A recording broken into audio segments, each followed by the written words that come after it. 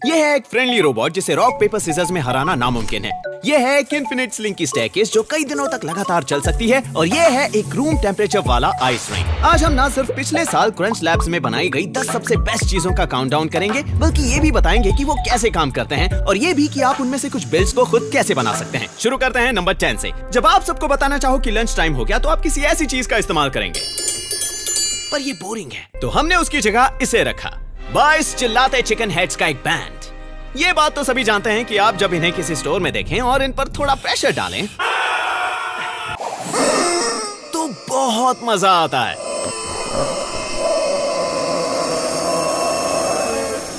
क्या आवाज है। अब इसकी वजह जानने के लिए हमें इसके अंदर देखना होगा, और आपको इसके अंदर ये मिलेगा। ये है एक कज़ू, इन्हें पार्टी ब्लोअर्स भी कहते हैं।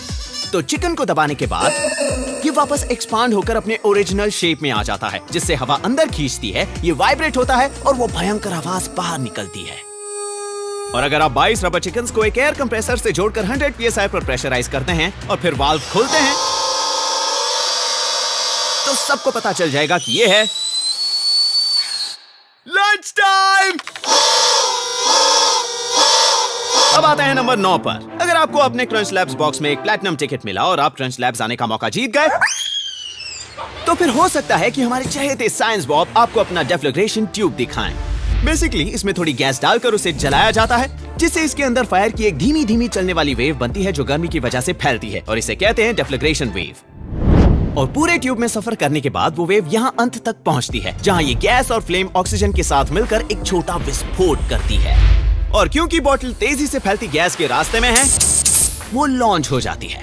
बुल्सआई। अब ये तो हमारे फर्स्ट तक के काउंटडाउन की पहली 2 चीजें थी, लेकिन नंबर 8 से ही चीजें दिलचस्प होना शुरू हो जाती हैं, क्योंकि अगर आप 35 लाख एयरसॉफ्ट बीबीज लें, मैं फंस गया हूँ, और उन्हें इस तरफ फैला दें,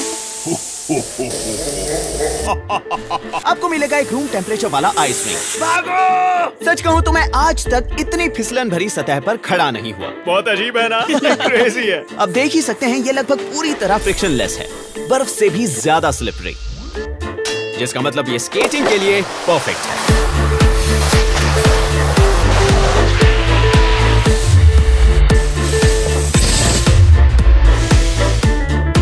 और हालांकि हमने सर्फिंग, स्केटिंग, यहाँ तक कि बॉलिंग का भी बहुत मजा लिया, लेकिन इस पर अपने पैर टिकाना बहुत मुश्किल था। इस पर रुकना नामुमकिन है। तो हमने एक प्रो को बुलाने का फैसला लिया। ये है ना, ये एक 10 साल की स्केटबोर्ड कंपटीशन जीतने वाली लेजेंड है। क्या तुम शो कर सकते हो? नहीं, मैं किक फ्लिप कर रहा था। ओह। और उसने हमारे बीबी फ्लोर पर तहलका मचा दिया। हे! लेकिन क्या वो ये जंप कर पाएगी?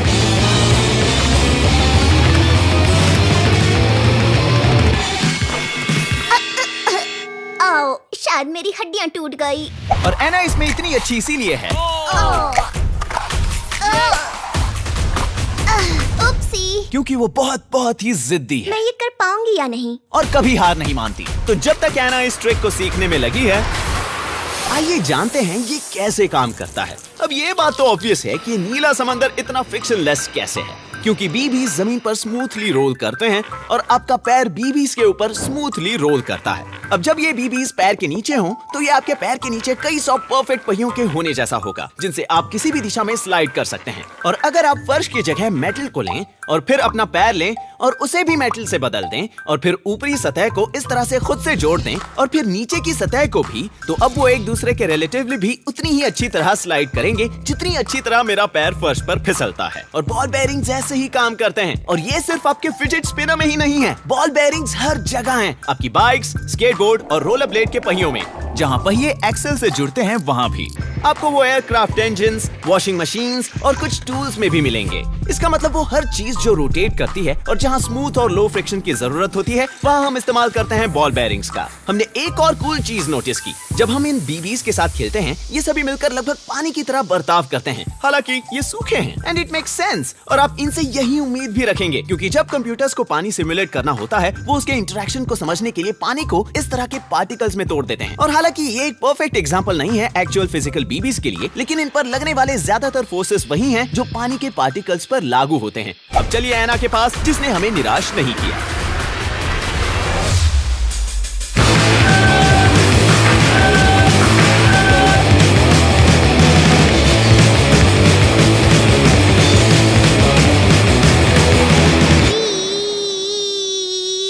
अब जब हमने नंबर 8 देख लिया है, मर गई। नंबर 7 पर हैं ये कुर्सियां, और ये कूल इसीलिए हैं क्योंकि इन्हें प्लाईवुड के एक सिंगल टुकड़े से बनाया गया है। इसकी शुरुआत होती है एक प्लाईवुड के बड़े टुकड़े से, जिसे हम पहले पेंट करेंगे और फिर रखेंगे CNC राउटर मशीन के नीचे, जो इसे एक खास पैटर्न में परफेक्टली काट सके। और फिर बस बीच वाला हिस्सा निकालिए और इसे एक असली बैठने लायक कुर्सी में फोल्ड कर दीजिए। ये यकीन करना मुश्किल है कि लकड़ी भी लचीली हो सकती है, लेकिन ये कंप्लायंट मैकेनिज्म का एक और एग्जाम्पल है। अगर आपने मेरी दुनिया की सबसे छोटी नर्व गन वाला वीडियो देखा होगा तो आपको पता होगा कि अगर आप ठोस मटेरियल को सही आकार दें तो उन्हें भी मोड़ा जा सकता है। और दुनिया की सबसे छोटी नर्व गन की तरह इस कुर्सी को भी BYU कंप्लायंट मैकेनिज्म्स लैब में डिजाइन किया गया है। वीडियो के डिस्क्रिप्शन में एक 3D प्रिंटेबल फाइल भी है, जिसे आप अपने लिए एक mini single part foldable chair भी प्रिंट कर सकते हैं। अब नंबर 6 पर वो धमाकेदार चीज है जिससे आप किसी भी पार्टी की जान बन सकते हैं, क्योंकि यहाँ है एक वाइनल ट्यूब जिससे पानी निकलने वाला है, और ये जुड़ा है एक सब वूफर स्पीकर से। तो अगर आप सब वूफर को 30 हर्ट्ज पर ऑन करें तो ये 1 सेकंड में 30 बार ऊपर नीचे वाइब्रेट करेगा, और साथ ही ये ट्यूब भी 1 सेकंड में 30 बार वाइब्रेट होगी। और फिर अगर आप अपने फोन को 30 फ्रेम्स प्रति सेकंड पर रिकॉर्ड करने के लिए सेट करो तो आपको इसका हिलना नहीं दिखेगा। और अब जब आप पानी चालू करेंगे तो आपका कैमरा सिर्फ तभी पिक चलेगा जब वेव इस एग्जैक्ट पोजीशन पर होगी, हर 1/3 सेकंड पर। और फिर जब आप वीडियो प्ले करेंगे तो ऐसा लगेगा कि पानी एक जगह स्थिर है। अब इससे ज्यादा कूल ये है कि अगर आप सब वूफर फ्रीक्वेंसी को 31 हर्ट्ज पर रखें या 31 टाइम्स पर सेकंड, तो फिर हर 31 सेकंड पर जो फ्रेम कैप्चर होगा उसमें पानी हल्का सा आगे दिखेगा, जिससे ऐसा लगेगा कि पानी धीरे धीरे आगे बढ़ रहा है। और जाहिर है फ्रीक्वेंसी कम करने पर इसका उल्टा असर दिखेगा। और अगर आप थोड़ी एक्टिंग करें तो लोग आपको जादूगर समझने लगेंगे। लेकिन अगर हम एक स्पीकर से पानी को ऊपर नीचे वाइब्रेट करवा सकते हैं तो फिर एक और स्पीकर से दाएं बाएं भी वाइब्रेट करवा सकते हैं, जिसके कॉम्बिनेशन से हमें एक स्पाइरल मिल सकता है। और देखिए, स्पाइरल मिल गया। अब बस हमें एक अच्छा गाना बजाना है और पार्टी के मजे लेने हैं।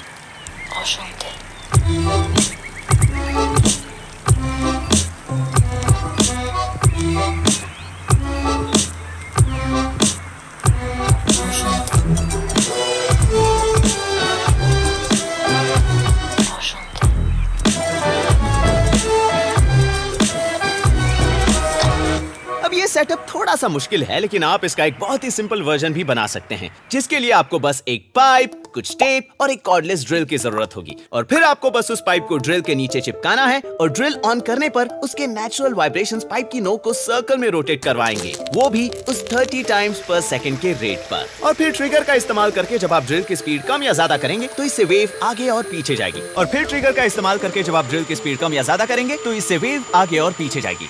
अब बताइए, ये कूल है ना? अब आप जो यहाँ देख रहे हैं उससे बहुत से लोग लैमिनर फ्लो को समझने की गलती करते हैं, लेकिन दोनों अलग अलग हैं। ये है लैमिनर फ्लो। ये तब होता है जब किसी फ्लूइड के लेयर्स टर्बुलेंट और अनप्रेडिक्टेबल होने के बजाय एक दूसरे के ऊपर प्रेडिक्टेबल पैटर्न में स्लाइड करते हैं। अब दोनों में फर्क ये है कि स्पीकर वाले सेटअप के साथ आपको वो कूल इफेक्ट कैमरा की मदद से मिलता है, क्योंकि वहाँ फ्रेम रेट पाइप के वाइब्रेशन से मैच करती है। लेकिन लैमिनर फ्लो बिना किसी कैमरा के रियल टाइम में भी बहुत शानदार लगता है। और एक बार फिर आपके लिए एक अच्छी खबर है, आप इसका भी एक छोटा और सिंपल वर्जन बना सकते हैं, जिसमें आपको बस एक बलून लेकर उसमें पानी भरना है, टेप से टिक टैक टो वाला स्क्वायर बनाना है और फिर उसमें बीच में छेद कर देना है। और जैसा कि आप यहाँ देख सकते हैं, इसे बनाना आसान है, मगर ये किसी जादू की तरह लगता है। अगले 2 इन्वेंशंस भी काफी सिंपल और फन हैं, जिसके बाद हम देखेंगे हमारे यहाँ के टॉप 3 बेस्ट बिल्ड्स। नंबर 5 पर है ये हेवीली मॉडिफाइड रूम्बा, क्योंकि हर महीने हम अपने क्रंच लैब्स बिल्ड बॉक्स में एक प्लैटिनम टिकट रखते हैं, और अगर ये आपको मिले, मुझे मिल गया, तो आपको मिलेगा यहाँ क्रंच लैब्स में आने का मौका। और जब आप यहाँ होंगे तो जाहिर है कि हम यहाँ एक एपिक नर्व गन बैटल करेंगे।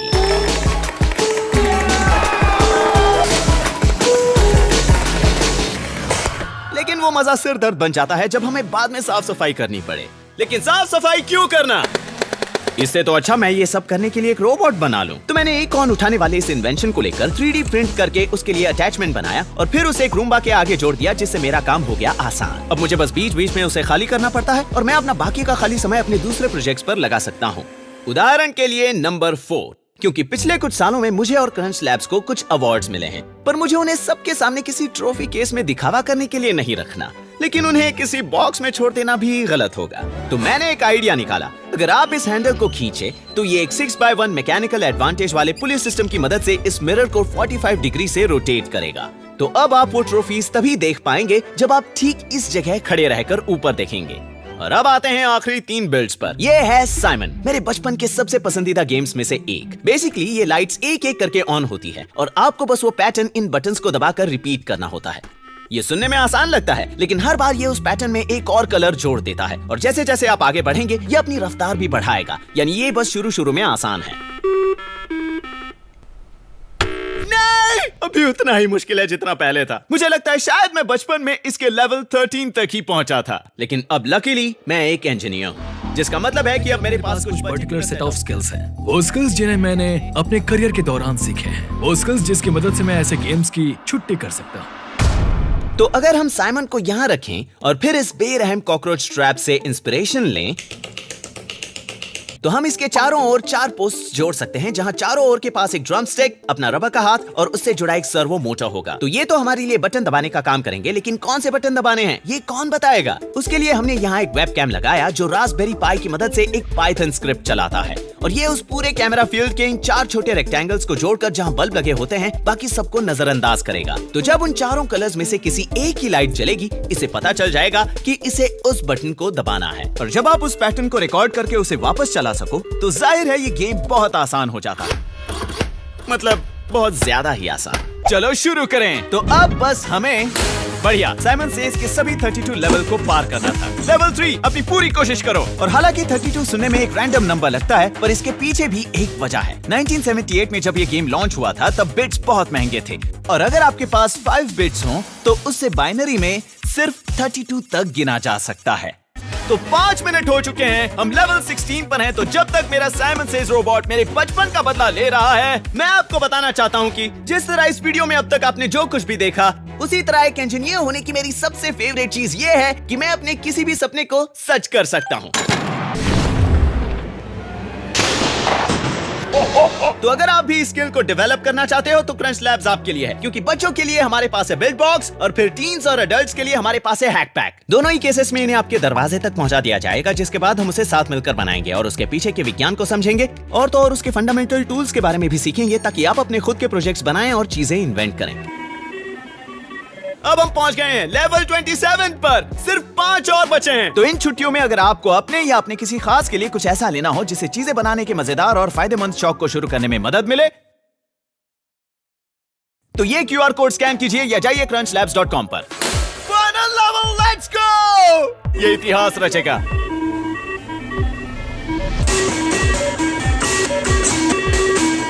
तो 10 मिनट और इस रोबोट की थोड़ी सी मदद के बाद मुझे ये कहते हुए खुशी हो रही है कि मैंने आखिरकार इस गेम को हरा दिया। हमने कर दिखाया। 2 ताली, ब्लू, रेड, ग्रीन, येलो। अब चलो नंबर 2 पर। मेरे इस नन्हे दोस्त से मिलिए, इसका नाम है रॉकी और ये एक रोबोट है जो सिर्फ एक ही चीज में उस्ताद है। नहीं, लेकिन इससे पहले कि मैं आपको बताऊं कि ये कितना अच्छा है, अगर आपके पास अपना रॉक पेपर सीजर्स रोबोट नहीं है तो मैं आपको एक ऐसी ट्रिक बताता हूं जिससे किसी भी इंसान के सामने आपके जीतने की संभावना 75% तक बढ़ जाएगी। क्योंकि कुछ साल पहले रिसर्चर्स ने रॉक पेपर सीजर्स के 54,000 गेम्स को स्टडी किया और उन्हें एक पैटर्न मिला। अगर आपका अपोनेंट जीता तो इसकी संभावना ज्यादा है कि वो अपनी चॉइस नहीं बदलेगा, और अगर वो हारे तो वो रॉक पेपर सीजर्स इस ऑर्डर में अगले चॉइस को चुनेगा। तो आपको बस याद रखना है कि अगर आप जीते तो रॉक पेपर सीजर्स की लाइन में अगले वाले को चुनना, अगर आपने उन्हें रॉक से हराया तो नेक्स्ट पेपर चुनना, और अगर पेपर से हराया तो सीजर्स चुनना, और अगर आप हारे तो रॉक पेपर सीजर्स की लाइन में उल्टा जाना, तो अगर सीजर्स से हारे तो पेपर चुनना, और अगर पेपर से हारे तो स्टोन को। याद रहे, जीतने पर आगे जाना और हारने पर उल्टा। अब इसका मतलब ये नहीं कि आप हर बार जीतेंगे, लेकिन इससे आपके किसी भी एक गेम में जीतने की संभावना 10% से बढ़ जाएगी। तो अगर आप बेस्ट ऑफ 20 खेलें तो वो प्रोबेबिलिटी एड अप होगी और आपके जीतने के चांसेस हो जाएंगे 75%। और साइंस के नाम पर मैंने खुद इस ट्रिक को आजमाया और ये ट्रिक काम करती है। मैं हर एक गेम तो नहीं जीता, लेकिन मुझे जो एडवांटेज मिला उससे मेरा पलड़ा हमेशा भारी रहा। अब रही बात रॉकी से जीतने की, तो माफ करना, लेकिन उसकी संभावना बहुत बहुत कम है। रॉकी! और कम से मेरा मतलब है 0%। और ऐसा इसीलिए क्योंकि रॉकी ना सिर्फ मेरे हाथ का ऊपर नीचे हिलना ट्रैक करता है, बल्कि वो ये भी देखता है कि मेरी उंगलियां कहाँ हैं, वो भी 100 फ्रेम्स पर सेकंड में एक IR हैंड मोशन डिटेक्टर और एक मिनी कंप्यूटर की मदद के साथ। और ये कंप्यूटर सारी जानकारी इकट्ठा करके रॉकी के 3D प्रिंटेड हाथों को सिग्नल भेजता है, ये बताते हुए कि उसे कौन सा शेप बनाना चाहिए। अब आप देख सकते हैं, चाहे मैं धीरे हाथ हिलाऊं या फिर बहुत तेज, जीतने वाला तो यही है। और जो कोई भी इसे पहले हराएगा उसे मिलेगा ये $10,000 वाला ब्रीफ केस। लेकिन सच कहूं तो मेरे हिसाब से आपके लिए इस American gladiators tennis ball cannon से उस बुल्सआई को हिट करने के चांसेस ज्यादा होंगे।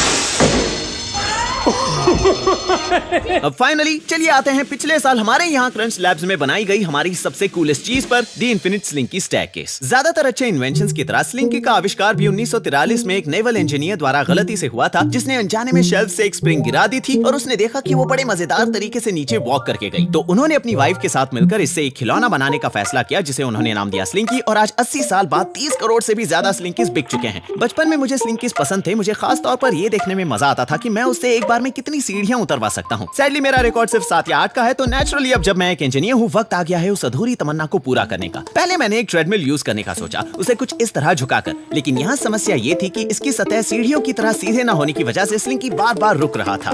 तो इसका सोल्यूशन ढूंढने के लिए हमने एक असली एस्केलेटर पर इसे आजमाया। यहाँ स्लिंकी थोड़ा बेहतर चला, लेकिन वहाँ स्टेप्स के बीच दूरी कुछ ज्यादा ही थी। तो फिर हमने अपना एक खुद का एस्केलेटर बनाने का तय किया, जिसे मैं अपने हाथ से चला सकूं। फन फैक्ट, मॉल के एस्केलेटर्स भी इसी तरह काम करते हैं। शायद आपको पता ना हो, लेकिन ये स्टेप्स घूम कर वापस आते हैं। तो ये इस तरह नीचे से ऊपर जा रहे होते हैं जब आप ऊपर से नीचे जाते हैं। अब हमारा प्रोटोटाइप अच्छे से काम कर रहा था क्योंकि उसकी स्टेयर स्पेसिंग सही थी, लेकिन अब हमें समस्या आ रही थी कि स्लिंकी को अलाइन रखने में, जिसे सुलझाने के लिए हमने ये 3D printed self centering cons का इस्तेमाल किया, क्योंकि हर स्टेप पर ऐसा एक कोन रखने से स्लिंकी खुद अपने आप को बीच में अलाइन कर सकता था। आखिर में हमने उस हैंड क्रैंक को निकालकर उसकी जगह एक मोटर और स्पीड कंट्रोलर फिट किया, ताकि हम इसकी टाइमिंग बिठा सकें। अब ये ऑलमोस्ट परफेक्ट था, लेकिन हमने जाना कि स्लिंकी के नीचे गिरने की स्पीड बदलती रहती है। तो अब जब हमारे प्रोटोटाइप ने अपना काम कर दिया था, हमने इसका एक फाइनल वर्जन बनाया जो दिखने में अच्छा था और जिसके आगे एक फ्लाइट प्रॉक्सिमिटी सेंसर जुड़ा था, जो एक फीडबैक लूप चलाएगा, जिससे ये सुनिश्चित होगा कि स्लिंकी हमेशा एस्केलेटर के बीच में ही रहे। और ये सब करने के बाद आपको मिलता है ये। लेकिन इसके ऑफिशियल डेमोन्स्ट्रेशन से पहले मैं आपको बताना चाहता हूँ कि मुझे स्लिंकी की सबसे कूलेस्ट चीज क्या लगती है। जब आप इसे इस तरह कहीं से लटकाते हैं और फिर छोड़ देते हैं, तो उसका निचला हिस्सा उसी जगह पर स्थिर रहता है, क्योंकि वो गुरुत्वाकर्षण और इसे ऊपर खींचने वाले तनाव के बीच बैलेंस्ड है। और वो टेंशन फोर्स तब तक नहीं बदलता जब तक इसका ऊपरी हिस्सा नीचे ना आ जाए, जिसके बाद ये कहता है, ओ मुझे तो नीचे गिरना था। अब और वक्त बर्बाद ना करते हुए ये रहा। इसका एक और कूल फीचर ये है कि हम इन बटन से इसे थोड़ी देर के लिए धीमा और तेज कर सकते हैं, जिसके बाद सेंसर इसे बीच में रखने वाले अपने काम पर वापस लग जाता है। अब मेरे बचपन का रिकॉर्ड था 8 स्टेप्स, तो चलिए देखते हैं कि ये मशीन उस रिकॉर्ड को कितने बड़े अंतर से ब्रेक करती है।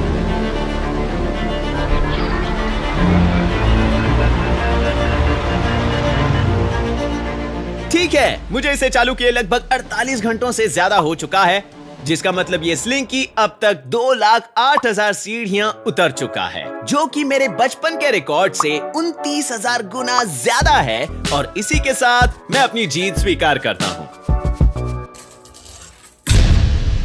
बच्चों का फेवरेट अंकल बनने के मेरे मकसद में मैंने पिछले कुछ सालों में कई चीजें आजमाई हैं। तुम्हारा फेवरेट अंकल कौन है? लो मेरा नाम। लेकिन मैंने एक और आसान रास्ता निकाला है, जिससे आप भी बच्चों के फेवरेट अंकल बन सकते हैं, या आंट या पेरेंट भी, जिसके लिए आपको बस किसी बच्चे को इस छुट्टियों के मौसम में एक crunch labs build box subscription दिलाना होगा, जिससे ये सीधे उनके घर पहुंचेगा, जहां हम मिलकर बनाएंगे एक बहुत ही मजेदार टॉय। ये हर महीने अपना एक personal mark Rober video unlock करने जैसा है, जहां वो एक नया इंजीनियरिंग प्रिंसिपल सीखेंगे, जिससे वो ना सिर्फ एक इंजीनियर की तरह चीजें बनाएंगे, बल्कि उससे भी ज्यादा इंपॉर्टेंटली वो एक इंजीनियर की तरह सोचना सीखेंगे। इससे दिमाग लचीला बनता है और प्रॉब्लम सॉल्विंग स्किल्स डेवलप होते हैं, जिसका मतलब आप भी किसी दिन अपने बचपन के सपनों को हकीकत में बदल पाएंगे। सिर्फ इतना ही नहीं, हर महीने आपको मौका मिलेगा एक प्लैटिनम टिकट जीतने का, और अगर आपको वो मिल जाए तो आप एक दिन के लिए क्रंच लैब्स आकर मेरे और मेरी टीम के साथ कुछ बिल्ड कर सकते हैं। तो अगर आपको मेरे साथ मिलकर अपने दिमाग को विकसित करना है, तो बस जाइए crunch-labs.com पर या डिस्क्रिप्शन में दिए गए लिंक पर क्लिक करें, जहां इस हॉलिडे स्पेशल के लिए हम 2 बॉक्सेस फ्री दे रहे हैं। Thanks for watching.